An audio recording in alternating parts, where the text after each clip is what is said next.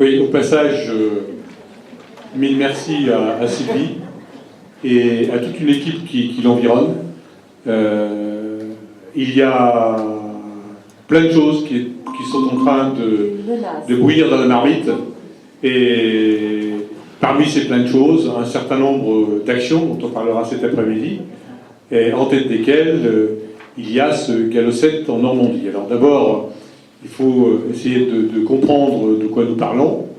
De manière générale, on s'apercevait que nous vivions progressivement une sorte d'érosion des capacités, de l'intelligence des situations, de la formation, du niveau d'instruction, que bref, il était temps peut-être d'agir et de réagir pour remettre en selle, le terme me semble approprié, un certain nombre de fondamentaux, un certain nombre de valeurs qui permettent de revenir à des qualités de prestations que nous étions peut-être en train de perdre, en tout cas partiellement. Et donc, partant de ce constat, nous avons réfléchi aux moyens et aux méthodes qui nous permettraient de mettre en place une formation d'excellence, je n'aime pas trop le mot, mais une formation qui, justement, reprenne ces différents fondamentaux. Alors, Sylvie, encore pour toi, qu'est-ce que tu peux nous en dire ? Bien, donc je pense que là, le contexte historique est replacé au cœur du débat. On ne va pas refaire l'histoire, bien que j'en profite pour faire un tout petit clin d'œil. Vous vous rappelez peut-être, enfin les plus anciens se rappelleront des premières réunions de ligue avec des personnages qui se trouvaient toujours vers le fond de la salle et qui brandissaient le poing. Alors on peut noter Jean-Pierre Buret, par exemple, qui s'était toujours insurgé contre la disparition du Galop 7, mais c'est pas ce clin d'œil-là que je veux faire parce que lui est toujours vivant, mais je voudrais en profiter pour faire un clin d'œil à ceux qui l'ont connu, à Charles Barbeau, qui nous a quittés cette année, qui était une vraie figure de la Ligue, qui était un véritable enseignant, et qui à l'époque, moi j'étais toute jeune en arrivant en Normandie, qui levait le poing aussi, en disant si vous laissez partir le Galop 7, vous verrez, vous paierez la note.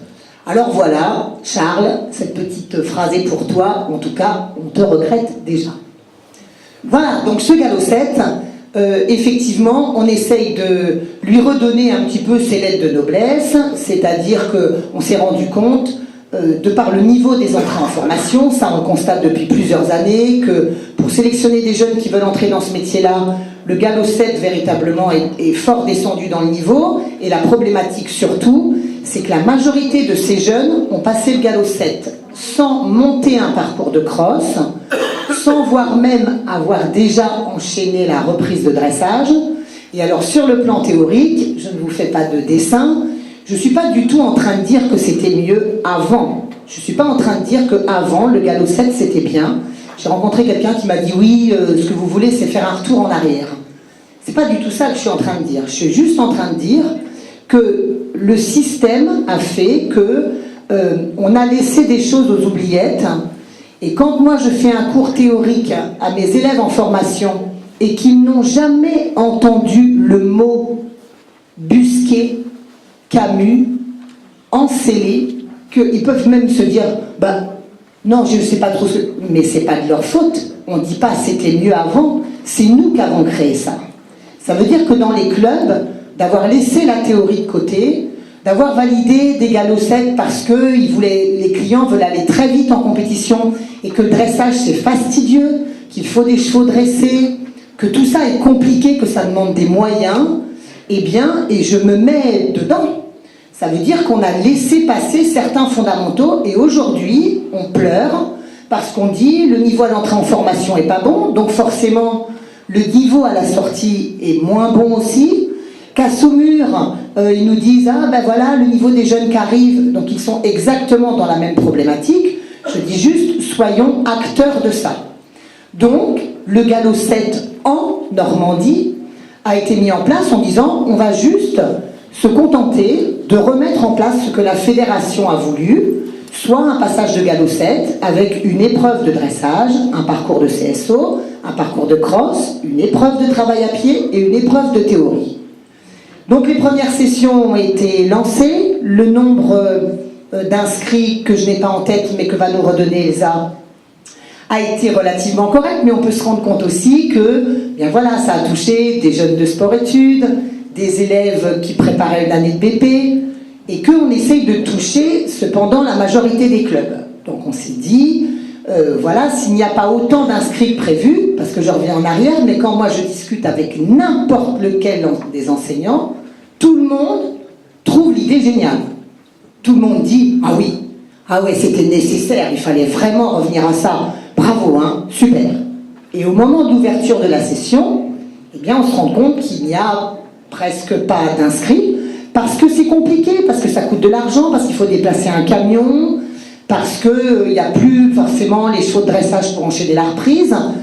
Donc on s'est à nouveau retourné vers le Coren en disant, mais on pourrait faire quoi pour redonner un élan à ça?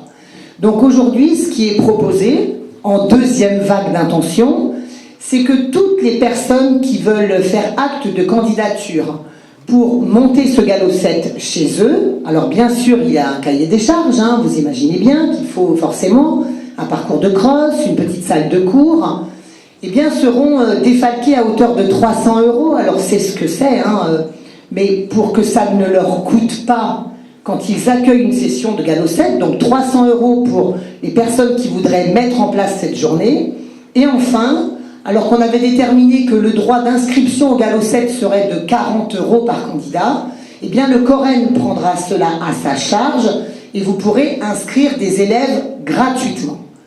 Donc l'accès au galop 7 devient gratuit, gratuité de l'inscription et un petit peu de sous pour celui qui se jette dans la mission et ose organiser cette session de galop 7. Bien évidemment. Et je la remercie. Celle qui va être envoyée au feu, parce que c'est aussi ça le secret de la réussite, c'est principalement Fanny de Laval, que vous connaissez bien tous, parce que ça c'est l'essentiel aussi, c'est-à-dire d'avoir cette personne extérieure qui, voilà, va jouer ce jeu-là. Alors c'est encore elle que l'on envoie, et je fais à nouveau une petite parenthèse, justement, en disant, Fanny, on est bien contente de la trouver, parce qu'à chaque fois qu'il faut envoyer au feu, Fanny, moi j'estime aujourd'hui que c'est la gardienne du fort. C'est-à-dire que quand il y a un organisme qui ne fait pas son travail, elle va aller là. Alors, on en pense ce qu'on en veut, mais dans tous les cas, quand on n'a pas un gardien du fort, quand on n'a pas quelqu'un qui va se mouiller en disant « ça, c'est pas ça, ça convient pas », s'il n'y a pas quelqu'un qui dit « ça, c'est pas tout à fait du bon travail », il ne faut pas aller dans ce sens-là. Que ce soit dans les organismes de formation, dans les centres équestres ou au niveau du galop 7, eh bien le système capote. Donc on va encore l'envoyer au feu, n'en déplaise, peut-être 3 points de suspension, de toute façon ça ne déplaît en général qu'aux incompétents. Si jamais quelqu'un avait besoin de s'exprimer par rapport à quelque chose, etc., surtout qu'il n'hésite pas, dans tous les cas, nous on sait qu'il faut des personnes comme ça pour pouvoir faire en sorte que le galop 7 et le reste soient pérennes. Mais on a besoin de vous. Ça veut dire qu'aujourd'hui, si vous êtes tous d'accord pour penser que l'idée est intéressante, qu'elle peut faire évoluer la profession, et puis il y a d'autres régions qui se renseignent en disant, dites donc ça marche comment, et Fanny en est le témoin, parce qu'il y a d'autres régions qui ont dit, nous on aimerait bien faire pareil. Alors le jour où toutes les régions feront la même chose, il n'y aura plus besoin d'un galop 7 en Normandie, en Alsace, et le galop 7 sera comme ça partout. Mais si vous y croyez, alors essayez juste de faire l'effort d'envoyer vos élèves sur le galop 7 en Normandie, parce que s'il n'y a pas cette démarche-là, eh bien quand nous en reparlerons l'année prochaine, peut-être que le projet n'existera plus, faute de combattants. Mais je ne crois pas du tout ça. C'est pas possible, j'ai reçu trop de retours positifs par rapport à ça, pour que vous puissiez nous laisser tomber comme ça. Alors, si vous avez d'autres idées, quelque chose qui pourrait vous aider, en disant, moi, le problème que ça me pose, c'est ça, venez m'en parler, venez nous en parler, et peut-être qu'on trouvera une solution. Mais ne laissez pas le projet tomber à l'eau, je trouve que ce serait vraiment dommage.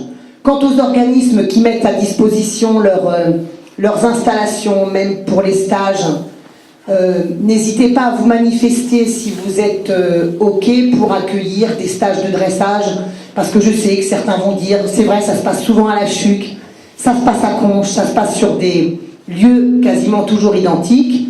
Petite parenthèse, ces établissements-là mettent leurs installations gratuitement à disposition, et je les en remercie. J'en profite pour les remercier là, qui mettent leurs installations gratuitement à disposition pour la collectivité. Mais ces listes-là ne sont pas exhaustives. Si vous dites, moi, chez moi, j'aimerais organiser une journée, etc., il n'y a pas de problème. Vraiment, il n'y a pas de problème. Venez nous rencontrer, venez vous exprimer par rapport à ça, mais surtout par rapport au Galop 7. Vraiment, je compte sur vous. Merci de votre attention. Je vais passer la parole à Fanny. Ouais, c'est bon.